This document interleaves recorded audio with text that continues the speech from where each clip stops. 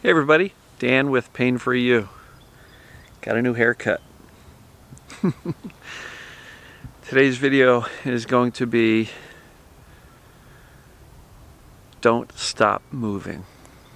Alright, I'll talk about this in a minute.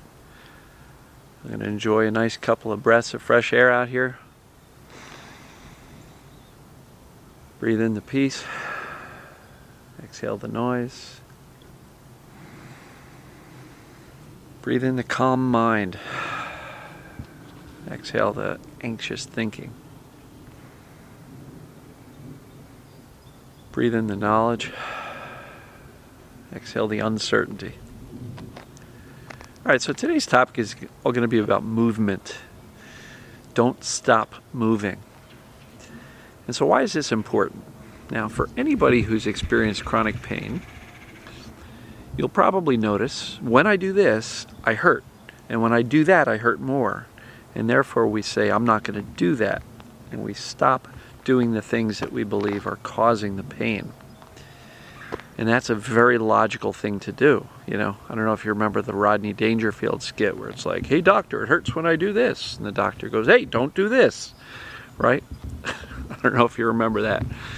But the point of the matter is, avoiding these things that we perceive are causing the pain just kind of reinforces in the brain that those things are dangerous. Now, let's take a step back. If you break your arm, you fall out of a tree and you break your arm, of course, limit movement, get to the doctor, get the arm set, put it in a cast. I'm not suggesting that in true injuries we move. If you break an ankle, I'm not suggesting that you keep walking on it or go for a jog.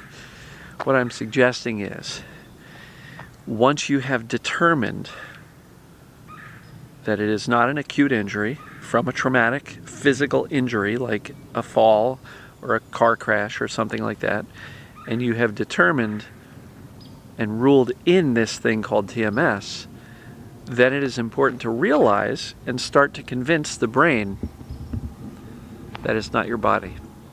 And even if taking a walk hurts, you're not causing damage. The reason taking a walk hurts is because your brain perceives walking as not a good idea if you hurt. And so once you've ruled in this thing called TMS, the mind-body syndrome, these neural circuit pains, it's basically a defense mechanism by the brain trying to stop you from doing something the brain perceives as dangerous. So now let's go back to the beginning. If you stop doing this thing the brain perceives as dangerous, what have you just done? You've confirmed that the brain was correct. If walking is hurt, I'm going to sit on the couch. And I'm not going to get up, and I'm not going to walk. I'm going to walk as little as possible because every time I walk, it hurts. And then notice what happens. Over time, walking becomes more painful. Why? Because you've done a really good job of convincing your brain that walking is the dangerous thing, when in fact it's not. If you've ruled in TMS, it has nothing to do with walking. The fear of walking is what's causing the problem, not the walking itself. The fear of working out at the gym is the problem, not working out at the gym. The fear of going for a jog is the issue. The fear of sitting for too long is an issue. The fear of standing too long is the issue. It's the fear that is teaching the brain that those things are dangerous. And what's the brain going to do? It's going to say, got it, that's dangerous. And what does the brain do to stop you from doing something dangerous? Bam, here's the pain. So, when I say don't stop moving, I literally mean it. Rule out the traumatic, the fractures, anything life-threatening, right? But once you've done that, it doesn't matter what your MRI says. Now rule in the TMS stuff. Go to yourpaintest.com. Anything over 29 is TMS, which means Sarno 101, fundamental knowledge. You're not broken. Your body's fine. So, that means you can continue to walk or run or exercise or do whatever and not cause any damage because there's nothing damaged in the first place. Now I get it. I am not suggesting you torture yourself, and if you are in excruciating, 8 out of 10, 9, or 10 out of 10 pain, to go for a jog. I'm not telling you to torture yourself. There is a time and place for rest and recovery and being kind to yourself.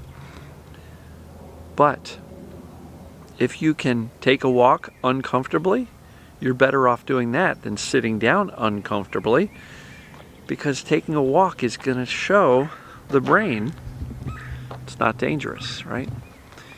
And so I know this is an area where many people are going to push back and say, but I can't do it.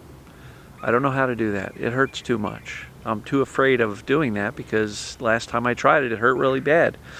And so they avoid that trigger called walking or standing or sitting or whatever it is that, you're avoiding.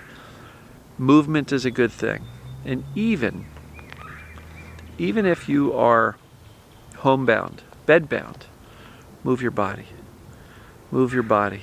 Loosen up the muscles. Even if you're sitting in a chair, move your arms around. Twist a little bit. Keep some movement going, because movement is like lotion. It kind of soothes everything. Avoiding movement will just make things more tense and tight and rigid and unflexible. The body was designed to move. Humans evolved moving, working, exercising, running, doing difficult things.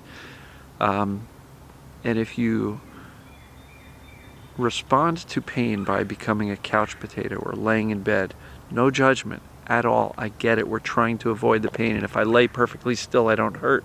Great. But long term, that's not going to do you any good. Long term, all that's doing is teaching your brain over and over and over again that any type of movement is dangerous.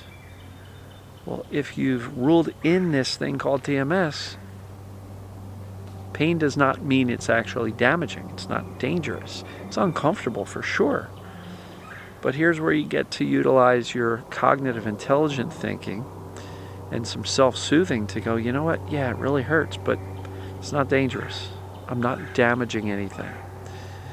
And so I know this is a little bit counterintuitive, and I know for people who have been avoiding movement for a long time, I'm going to encourage you to get out and do it. Let fear be your guide as to how quickly you resume physical activity, right?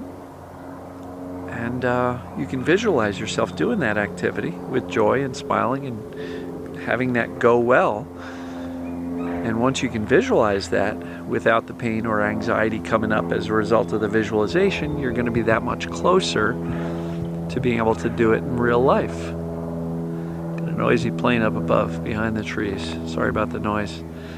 Finally got some time where the neighbor's not making noise. I got to stop talking about him. So, keep moving. Don't stop moving. You don't want to confirm with your brain that movement is dangerous. It can create pain if we are afraid of the movement, but it's not necessarily the movement that's causing it. It's the fear of it. So I hope this makes sense. If you guys have any questions on it, please ask below in the comments section. And I guess with that, I'm going to wrap it up. Love you guys and gals. We'll talk to you soon.